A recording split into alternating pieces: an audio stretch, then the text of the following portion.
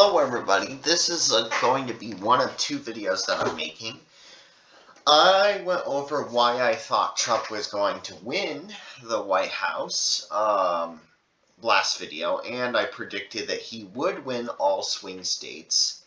And that was not because of a conservative bias. That wasn't because if I truly had a deep conservative bias, I would say that Oregon, New Jersey did actually almost flip, but Oregon, New Jersey would have a flip. New Hampshire would, I said New Hampshire was lean, which is true. It turned out to be lean. It wasn't in a likely margin. But I didn't have a conservative bias. I thought statistically, because the polls were have undersampled Trump significantly in 2016 and 2020 compared to the actual results, that Harris would be in trouble, and that in fact did happen. What I think is more interesting is that a lot of the people that said that Trump was going to win in 2016 this time around actually thought that Kamala was going to win. So Michael Moore, Allan Lichtman, who we have the 13 keys right here, and I'm going to show you why I think Trump won. And I'm going to be moderate about it, okay? I'm not going to be some conservative, trust me. I know the mind of the moderate voter. So Michael Moore, Allan Lichtman, and I believe Mr. B on a live stream with Allan Lichtman, they all got it wrong, while in 2016 they predicted that he would go to the White House. So we're going to go on the 13 keys here. And the first one that we're gonna do is midterm gains. Now they did gain. Republicans did gain, I believe. They did gain in the midterms. So this is false. They did gain in the midterms. It wasn't that much of a gain. I believe they. Yeah, I believe that they did well. I can't necessarily remember what it was, but I know that they took. They didn't perform as strongly in the House, and I believe that they had the Senate. So this key remains false. They did take over some seats, so there were some gains. I don't remember much about the midterms, but what I do remember is it wasn't as strong as what Republicans hoped for, but they did make gains, I believe, in the House, and the Senate was Republican. No primary contest. Now, this is going to be likely, let's see here. So this primary contest, Harris didn't actually win the contest, right? Her upbringing for being the Democrat nominee was very atypical, right? So in 2020, she got basically no support in the midterms. I'm tired. She basically got no support in the primaries. She got 0 delegates, I believe. She dropped out, I think, in August of 2020. It was not even close. She was very unpopular. But I do believe that even though Biden had a good 10% uncommitted, there wasn't a true candidate that actually competed with the Biden administration in the primaries. So this is going to be true. Biden did not actually he did have uncommitted at around 10% at some states, which is very high and shows disapproval, but he did not actually have a primary contest that was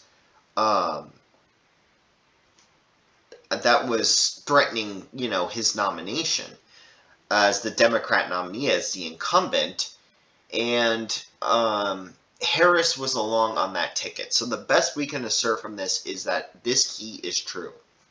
Incumbent seeking re-election, Harris herself is not president of the United States. So this is false.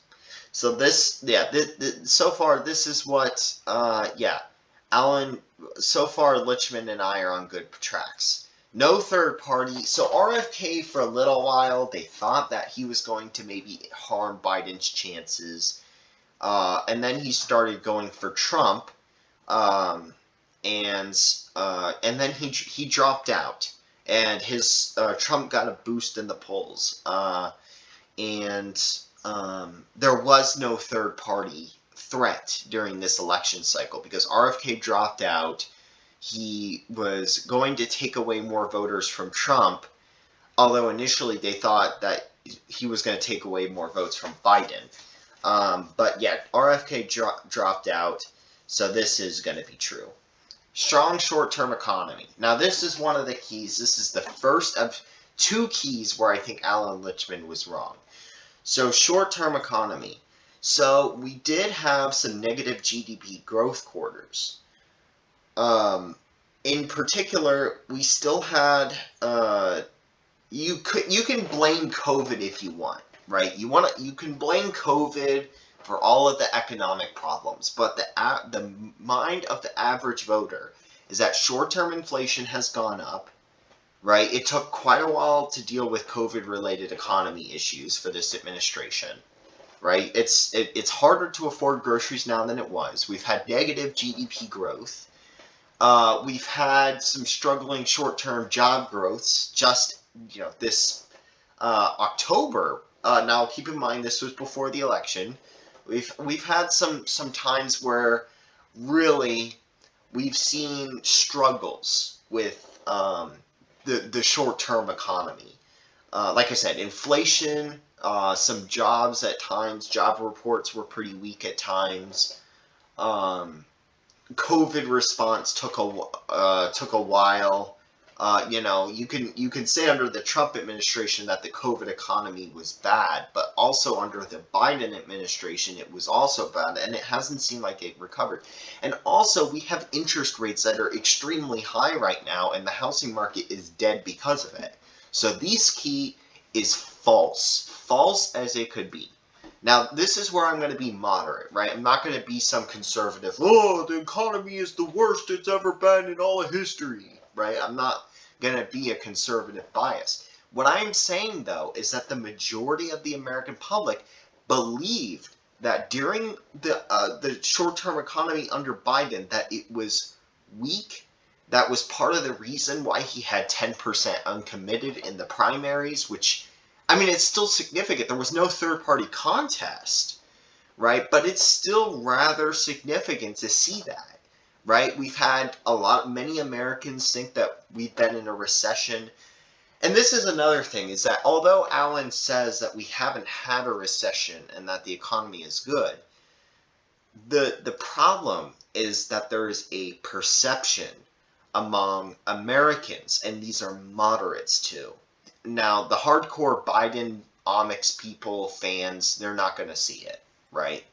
But among moderate voters and even light blue voters that will sometimes vote for Republicans and will really flip this election around, most of them would say that we have had a recession, we have had a weak short-term economy, interest rates are sky high,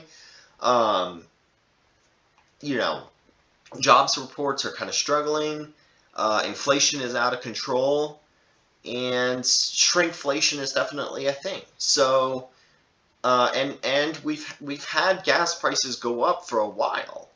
For a long while, we had gas prices go up, and we had to use our national reserve for the gas prices to go back down. So I really don't see where Allan Lichtman is coming from here. The strong short-term economy key is 100%. If you believe in what the voters are thinking, false. The hardcore Democrat Bidenomics people are obviously going to say that it's strong.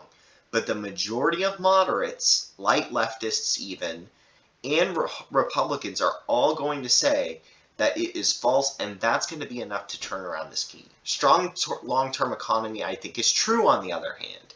Because after all, in the long term, we did have jobs growth, we did have stocks climbing, and those two good, and we overall we did have positive, I believe, positive GDP at the end. And the jobs kind of bounced back from COVID. So we had some very strong loss of job numbers, and they kind of have come back. Although in the short term it's been weak, overall in the long term it hasn't been as bad. Again, we've seen the S&P, we've seen the NASDAQ, we've seen a lot of stocks go up in value over the term, and those are very good indicators of a good long-term economy. See, this is why I'm moderate, right?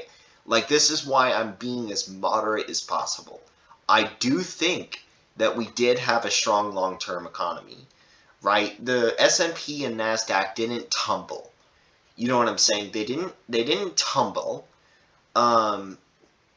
You know, we kind of recovered from COVID eventually. Over the long term, from 2020 to 2024, I would say there's been a decent recovery in as far as, like, you know, COVID related economic problems, besides, you know, things like outrageous inflation. So what I would say is that overall, although jobs numbers are weak, and although some of the job report numbers are weak, I would say it has probably gone up, and I've taken a look at BLS. It has gone up over time. So this key is true. And if you actually look, the jobs reports are pretty similar for most presidents. You have a couple, I believe, 100,000 added per month, and this is no exception. Although, like I said, the short-term key is false. The short-term key is false because I believe we actually did have 2 quarters of negative GDP growth. And even if we didn't, there is a strong perception that we had a recession, or we had strong problems with the economy. So if this is, you know, the fact that the short-term economy only relies on whether it's in a recession or not, I think that maybe we need to add some other factors in there. But I do believe, I hear recalling that we did have at one point 2 quarters of negative GDP growth. Hold on, let me see. Let me just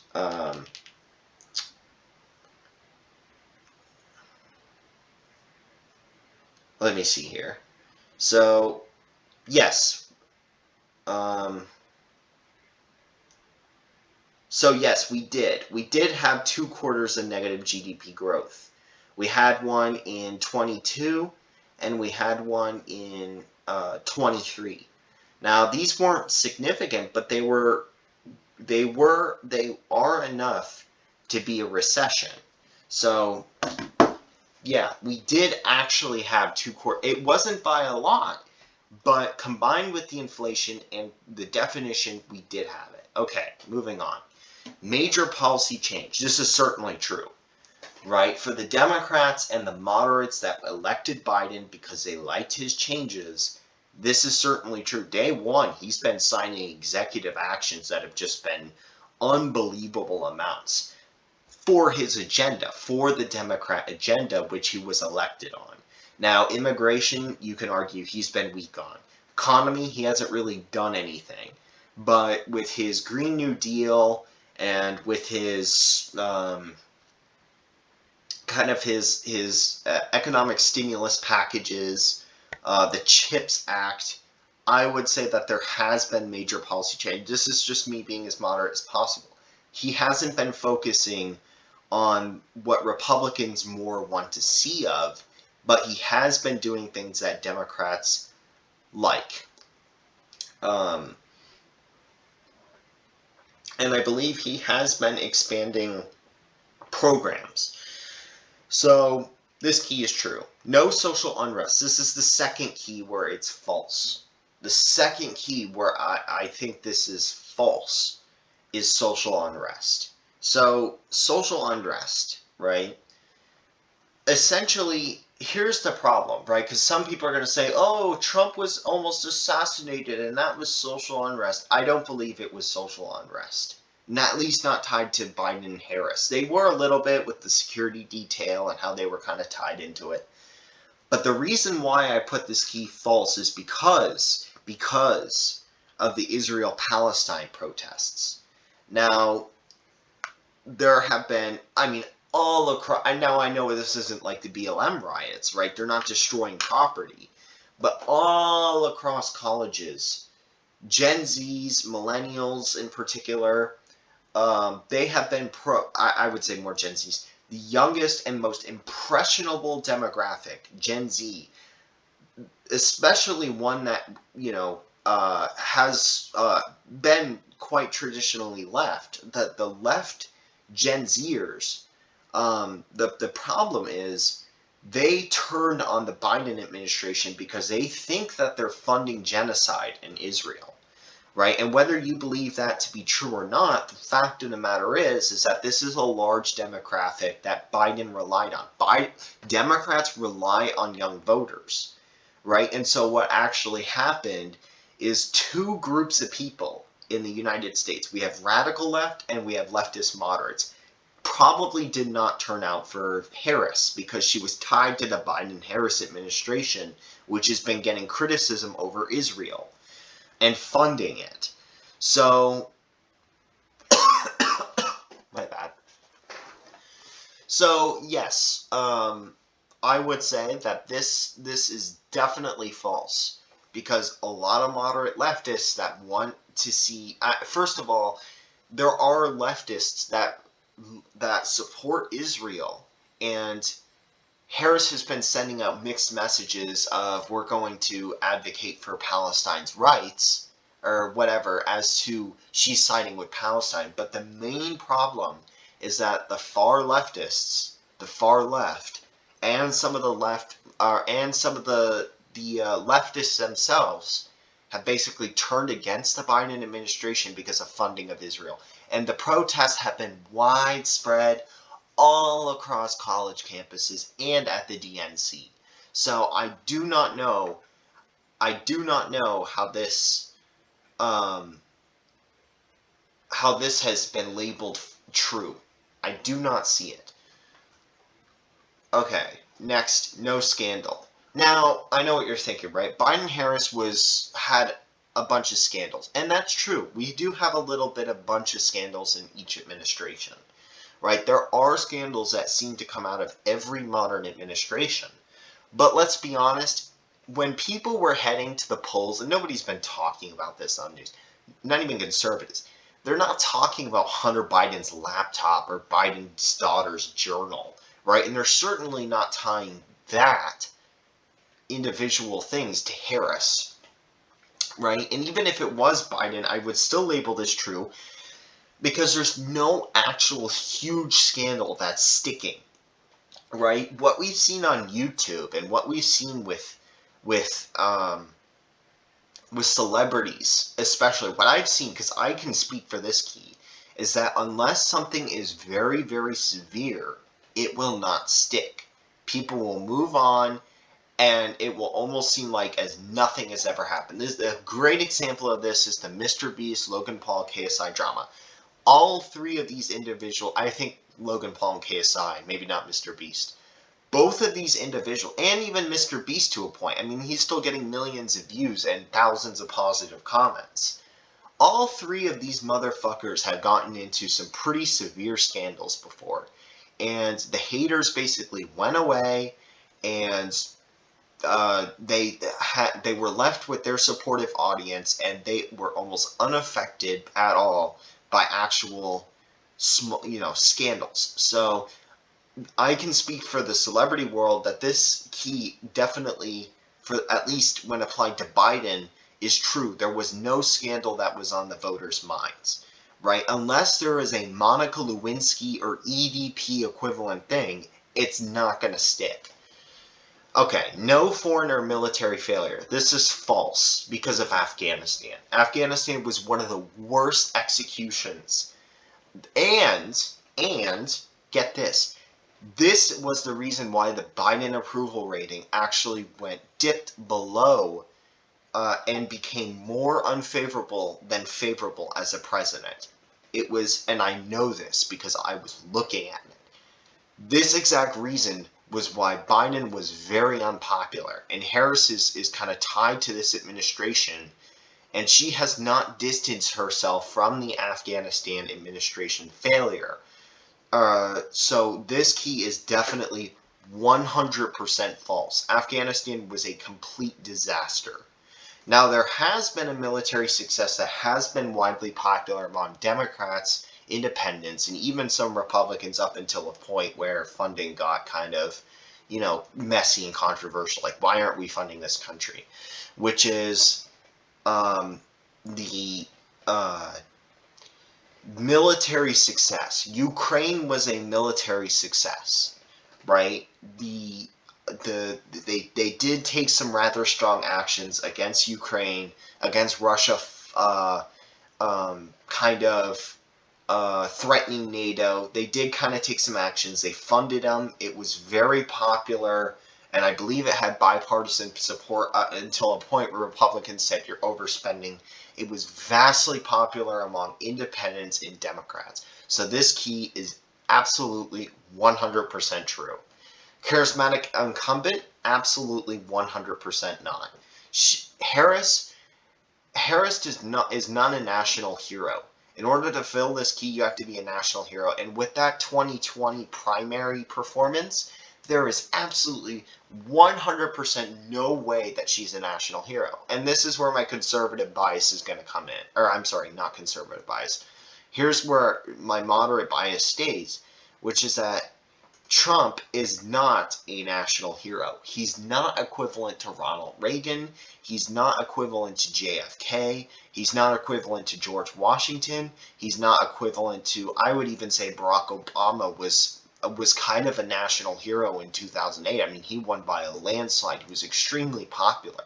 Now, obviously, I don't like Obama because I am a conservative, but he is absolutely 100% not a national hero. He did win the popular vote, but not by a decisive victory. But you can see here that Trump has won the election because these two keys that should have been analyzed more were on the minds of the voters. Palestine, Israel, and the economy were two big things on the minds of the voters, right? And you have to think about this, right?